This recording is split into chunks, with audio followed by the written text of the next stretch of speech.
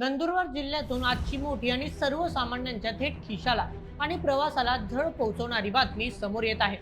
आजकाल लोक विचारतात, भाऊ चांगला रस्ता कुठे आहे? परंतु नंदुरबार मध्ये सध्या एकच प्रश्न विचारला जात आहे, भाऊ पेट्रोल कुठे आहे? होय प्रेक्षकांनो, तुम्ही अगदी बरोबर ऐकलं. कधी पाण्यासाठी, कधी रेशनसाठी रांगा लावणारी जनता आता स्वतःच्या हक्काच्या गाडीत पेट्रोल आणि डिझेल भरण्यासाठी रणरणत्या उन्हात तासनतास रांगा लावत आहे. मनमाड पाणेवाडी येथून होणारा इंधन पुरवठा अचानक कमी झाल्याने संपूर्ण जिल्ह्यात इंधनाचा अभूतपूर्व तुटवडा निर्माण झाला आहे.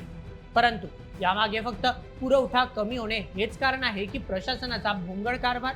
चला या संपूर्ण प्रकरणाचा सविस्तर आढावा घेऊया आजच्या व्हिडिओमध्ये. नंदुरबार जिल्ह्यातील सर्वच पेट्रोल पंपावर 18 मे सोमवारपासून वाहनांच्या लांबच लांब रांगा पाहायला मिळत आहे. परिस्थिती इतकी गंभीर आहे की दुपारपर्यंत पेट्रोल डिझेलचा साठा संपल्याने जिल्ह्यातील तब्बल 20हून अधिक पेट्रोल पंप चक्क बंद करावे लागले आहेत.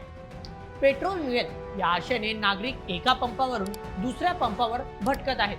लोक फक्त गाड्यांच्या टाक्या फुल करत नाही, तर सोबत 5 ते 10 लिटरचे कॅन आणि पिण्याच्या पाण्याच्या बाटल्या घेऊन पंपावर येत आहेत.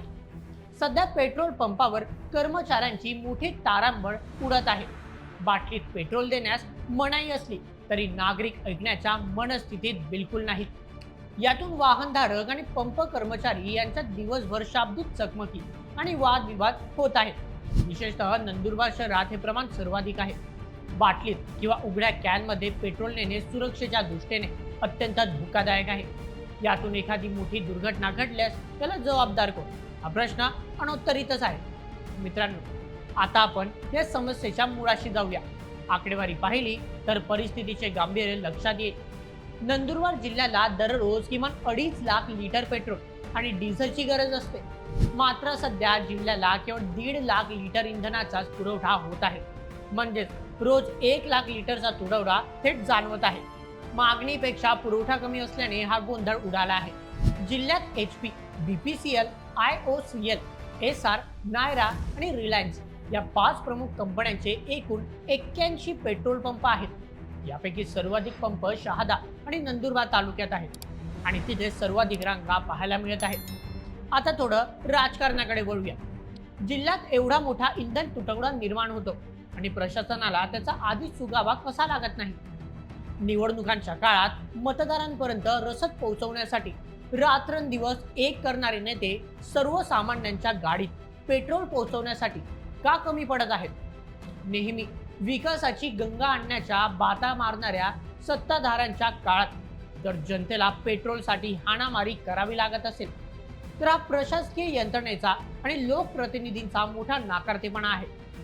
इंधन कंपन्यांची योग्य समन्वय साधण्यात स्थानिक प्रशासन आणि नेते पूर्णपणे अपयशी ठरले आहेत, असा आरोप आता सर्वसामान्य नागरिक करत आहेत. स्मार्ट सिटी आणि डिजिटल इंडियाच्या काळात पंप मालकांना अचानक ऑनलाईन पेमेंट बंद करून रोखीने व्यवहार का करावे लागत आहे?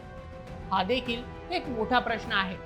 या संकटाचे पडसाद केवळ खासगी वाहनांवरच नाही तर संपूर्ण अर्थचक्रावर पडले आहेत. चला याचे काही मुख्य मुद्दे पाहूया. सर्वप्रथम शेती आणि खासगी व्यवसाय ठप्प. सध्या शेती कामांचे दिवस आहेत.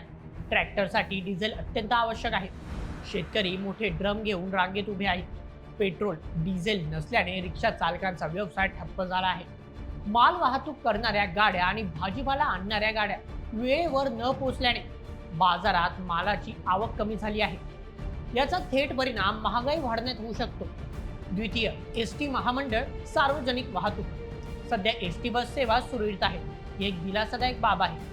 नंदुरबार, शहादा, नवापूर आणि अक्कलकुवा या 4 आगारांसाठी दर 2 दिवसाला 80,000 लिटर डिझेल लागते. सध्या आगारात 1 लाख लिटर साठवणुकीचा टाक्या आहेत आणि नंदुरबार आगारात 35,000 लिटर साठा शिल्लक आहे.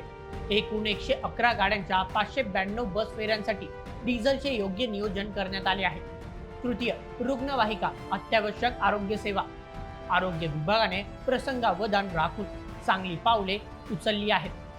जिल्हा प्रशासनाच्या आदेशानुसार 108 रुग्णवाहिकांना वेळेवर डिझेल देण्याचे निश्चित झाले आहे.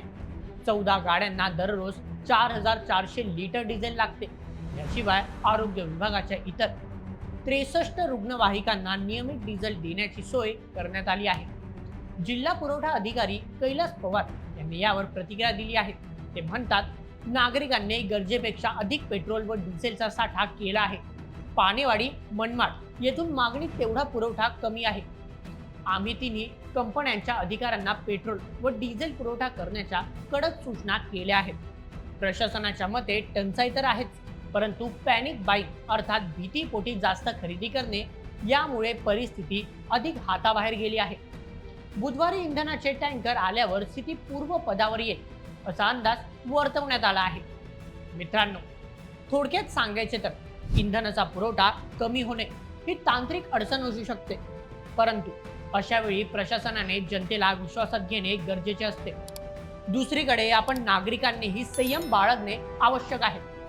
अफवांवर विश्वास ठेवून गरजेपेक्षा जास्त पेट्रोल बाटल्यांमध्ये साठवून ठेवणे ही धोक्याला आमंत्रण देणारे आहे. आज टँकर येतील आणि उद्या रांगा कमी होतीलही, परंतु भविष्यात अशा घटना टाळण्यासाठी ठोस उपाययोजना करणे गरजेचे आहे. तुम्हाला काय वाटतं, या परिस्थितीला जबाबदार कोण आहे? प्रशासन, इंधन कंपन्या की आपल्या हव्यास? तुमच्या प्रतिक्रिया आम्हाला कमेंटमध्ये नक्की नोंदवा आणि अशाच व्हिडिओसाठी सबस्क्राईब करा बोल एमएच आपल्या यूट्यूब चॅनलला. धन्यवाद.